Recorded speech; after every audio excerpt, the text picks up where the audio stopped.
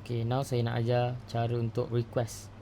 Korang nak request any features dekat dalam portal, dalam main website ke portal ke, korang nak request any features, korang pergi kat sini bawah ni kan, nampak ni roadmap, request pun boleh. Request ni untuk report, nanti saya ubah lah. Ni untuk report kalau ada sebarang masalah ke apa semua kan. Dan ini request, request roadmap lah. So bila tekan situ, dia akan pergi kepada roadmap. Apa yang terbaru, future plan, progress di Malaikat Cinta. Andai kata kalau korang ada new idea ataupun penambahbaikan yang korang rasa perlu untuk Malaikat Cinta upgrade di sistem kan, this portal platform. So boleh saja korang submit idea korang kat sini. So title dia apa? Apa yang cuba terangkan idea korang tu. Idea dia apa, dan korang terangkan idea ni macam mana dia boleh berfungsi kan. Contoh macam ni lah. Adakan kelas online untuk pengantin, senarai kelas online yang boleh dibuat, kelas untuk suami isteri, cara menjaga anak, bla bla bla. So kelas keluarga cara Rasulullah.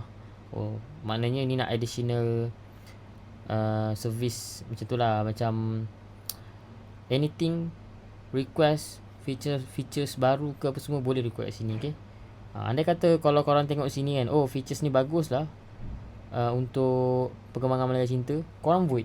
Kalau korang rasa korang nak these features, korang vote. So korang boleh vote kat sini. Make sure korang log in dulu lah kat dalam community. Ini untuk community, ini dalam community untuk request features. Bila ini main website, ini main kan. Bila korang tekan roadmap, basically dia akan terus redirect kepada community dan pergi kepada page roadmap punya page lah. So kat sini korang boleh request anything. So korang boleh tengok lah under consideration. Contoh macam customer review in vendor list. So dia nak buat, ada dekat vendor list tu ada review. So customer boleh review vendor dengan jujur. So ramai orang nak ni. So RSVP from Malaikat Cinta. Kan kebanyakan orang sekarang buat RSVP digital kan. So tapi Malaikat Cinta punya digital product macam tu. Dan ini pun bagus juga. Vote. Kalau korang nak vote. So ini idea dia macam mana. Okay, ni contoh apa yang ini saya punya submit ni. So RSVP from Malaikat Cinta. Contoh, ada orang nak kahwin. Okay, dia dapatkan RSVP daripada Malaikat Cinta yang harga kita apa orang cakap, jual dengan harga yang murah dari pasaran, contohlah. Dan sebenarnya kita target adalah dekat RSVP tu. Contohlah dekat RSVP tu, dekat bila contohlah RSVP RSVP kahwin contoh, jemputan mi ke, tak kisahlah apa-apa. Tapi Malaikat Cinta akan buat macam ni juga. Contoh macam RSVP kan, kita akan buat digital macam RSVP juga.